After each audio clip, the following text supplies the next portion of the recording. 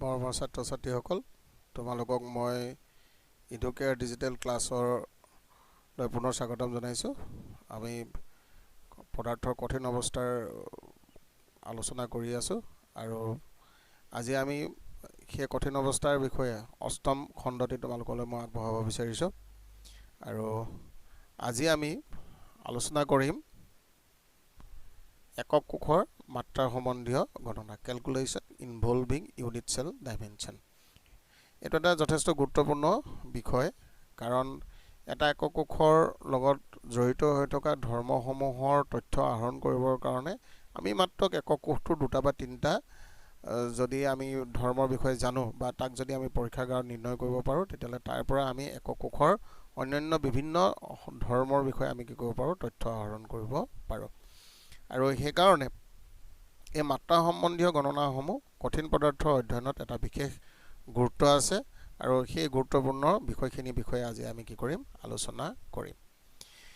একক কোষৰ মাত্ৰা সম্বন্ধীয় গণনাৰ যিটো মূলনীতি, সেই মূলনীতিটো আচলতে এটা সমীকৰণ, আৰু সেই সমীকৰণটোত আমি কি কৰোঁ, একক কোষৰ যিবোৰ ধৰ্মৰ মান, একক কোষ এটাৰ যিবোৰ ধৰ্মৰ মান পৰীক্ষাগাৰত নিৰ্ণয় কৰিব পাৰি, সেই ধৰ্মসমূহৰ মাজত আমি এটা সম্বন্ধ প্ৰতিষ্ঠা কৰোঁ আৰু সেই সম্বন্ধটোৰ সহায়ত আমি গণনা কৰি একক কোষটোৰ অধ্যয়নত প্ৰয়োজনীয় অন্য ধৰ্মৰ তথ্যসমূহ আমি আহৰণ কৰিব পাৰোঁ। আৰু এনেধৰণে যিবোৰ গণনা কৰা হয়, সেই গণনাবোৰকে আমি কি বুলি কৈছোঁ, বা সেই গণনাকে আমি কি বুলি কৈছোঁ, একক কোষৰ মাত্ৰা সম্বন্ধীয় গণনা বুলি কৈছোঁ। সাধাৰণতে আমি একক কোষৰ মাত্ৰা সম্বন্ধীয় গণনাত আমি একক কোষটোৰ দাঁতি দৈৰ্ঘ্য, ভৰ আৰু ঘনত্বৰ মাজৰ সম্বন্ধটো আমি কি কৰোঁ, স্থাপন কৰোঁ। আৰু এই সম্বন্ধৰ সহায়ত অন্য বহু তথ্যৰ লগতে আমি একক কোষটো কি প্ৰকাৰৰ হ'ব, ই চিম্পল কিউবিক হ'ব নে ই বডি চেণ্টাৰ্ড কিউবিক হ'ব নে ই ফেচ চেণ্টাৰ্ড কিউবিক হ'ব, সেই বিষয়ে আমি তথ্য পাব পাৰোঁ। আৰু এই বিষয়ে তথ্য পোৱাৰ লগে লগে আমি একক কোষটোত থকা কণিকাৰ সংখ্যা বিষয়েও আমি গম পাব পাৰোঁ। আৰু আটাইতকৈ ডাঙৰ কথা, এই সম্বন্ধটো ব্যৱহাৰ কৰি আমি এভোগাড্ৰৰ সংখ্যাৰ মানটো আমি কি কৰিব পাৰোঁ, ভেৰিফিকেশ্যন কৰিব পাৰোঁ বা তাৰ পৰীক্ষাৰ দ্বাৰা তাক প্ৰতিপন্ন কৰিব পাৰোঁ। এতিয়া আমি সেই মূল সমীকৰণটো কেনেকৈ প্ৰতিষ্ঠা হয় সেই বিষয়ে আমি আলোচনা কৰোঁ। ছাত্ৰ ছাত্ৰীসকল, একক কোষৰ মাত্ৰা সম্বন্ধীয় গণনাৰ যিটো মূল সমীকৰণ, সেই মূল সমীকৰণটো প্ৰতিষ্ঠা কৰোঁতে আমি এটা ঘনকীয় একক কোষৰ কথা আমি কি কৰি লওঁ, ধৰি লওঁ। আৰু সেই ঘনকীয় একক কোষটোৰ দাঁতি দৈৰ্ঘ্যটো আমি ধৰি লৈছোঁ এ বুলি, ভৰ ধৰি লৈছোঁ এম বুলি, ঘনত্ব ধৰি লৈছোঁ ডি বুলি।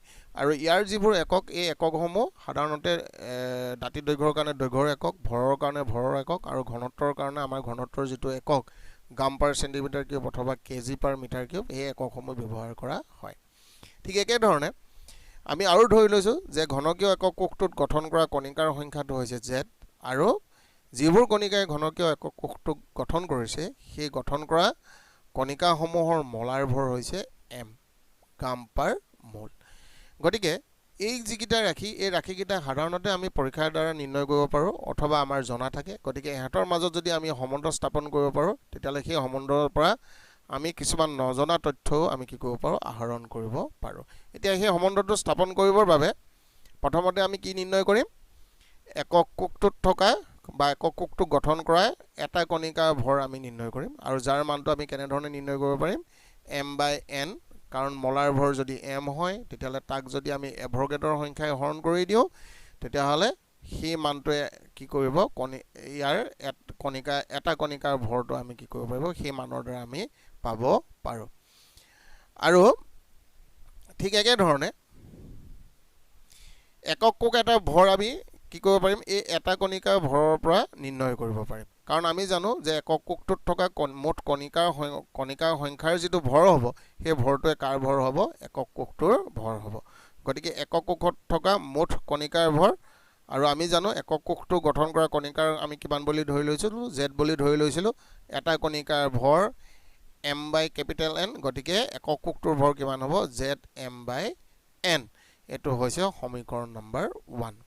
আকৌ আমি জানো একক কোষটোৰ দাঁতি দৈৰ্ঘ্য এ, গতিকেলৈ এৰ পৰা আমি কি উলিয়াব পাৰিম, ঘনকীয় একক কোষটোৰ আয়তন উলিয়াব পাৰিম। আৰু আমি জানো ঘনকীয় একক কোষৰ আয়তন কি হ'ব, দাঁতি দৈৰ্ঘ্যৰ কিউব, গতিকে ভি ইজুকেলটো কি হ'ব, এ কিউব। এতিয়া আমি একক কোষটোৰ ভৰ পালোঁ, একক কোষটোৰ আয়তন পালোঁ। গতিকে আমি একক কোষটোৰ ঘনত্ব ডিৰ মানটো উলিয়াব পাৰিম। কেনেকৈ উলিয়াব পাৰিম? কাৰণ আমি জানো ঘনত্ব হৈছে কি? ভৰ আৰু আয়তনৰ অনুপাত। গতিকে একক কোষটোৰ ভৰ আৰু হৰণ একক কোষটোৰ আয়তন সমান স্মল m বাই ভি। আৰু আমি যদি 1 নম্বৰ আৰু 2 নম্বৰ সমীকৰণৰ পৰা স্মল m আৰু ভিৰ মানকেইটা যদি বহাই দিওঁ, তেতিয়াহ'লে ডি সমান আমি কিমান পামগৈ? Z M N A cube পাম। এতিয়া এই যিটো সমীকৰণ আমি পালোঁ, Z equal to D equal to Z M N A cube, এই সমীকৰণটোৱে হৈছে একক কোষৰ মাত্ৰা সম্বন্ধীয় গণনাৰ মূল সম্বন্ধ। আৰু এই সমীকৰণটো ব্যৱহাৰ কৰি একক কোষ এটাৰ বিষয়ে যথেষ্ট তথ্য আমি কি কৰিব পাৰোঁ? আহৰণ কৰিব পাৰোঁ। ইয়াৰ যদি 4টা ৰাশিৰ মান আমাৰ জনা থাকে, তেতিয়াহ'লে আমি পঞ্চম ৰাশিটোৰ মান নিৰ্ণয় কৰিব পাৰোঁ। আৰু সেই ৰাশিটোৰ মানৰ দ্বাৰা আমি কি কৰিব পাৰোঁ? একক কোষটোৰ বিষয়ে নজনা তথ্য কিছুমান আমি জানিব পাৰোঁ। এতিয়া এই যে আমি একক কোষৰ মাত্ৰাৰ সম্বন্ধীয় গণনাৰ যিটো ধাৰণা, সেই ধাৰণাটো প্ৰয়োগ কৰি আমি একক কোষৰ লগত জড়িত হৈ থকা বা কঠিন পদাৰ্থৰ লগত জড়িত হৈ থকা কিছুমান সমস্যা সমাধান কৰিবলৈ আমি যত্ন কৰিম। ইয়াৰে মই 2টা সমস্যা এই ভিডিঅ'টোত মই সমাধান কৰি দেখুৱাম। তাৰে এটা সমস্যা হৈছে এইটো: এটা মৌলৰ ক্ৰিষ্টেলটো দেশকেন্দ্ৰিক ঘনকীয় গঠনযুক্ত।